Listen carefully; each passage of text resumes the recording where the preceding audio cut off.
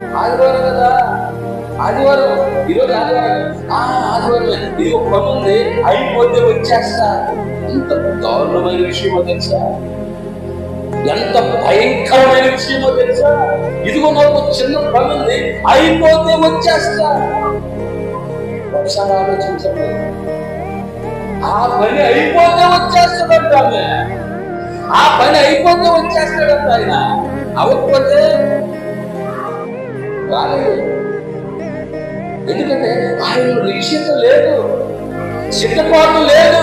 ఆదివారం దేవుని సన్నిధిలో కనబడాలన్నటువంటి ఆ మనస్సు లేదు కాబట్టి ఆ పని అయిపోతే వస్తా, అవ్వకపోతే నేను రాను. అది లోపల స్థిరపరుచుకున్నారు. ఎంత దారుణమైన, ఎంత భయంకరమైన విషయం అంటే అసలు దాన్ని చెప్పడానికి కూడా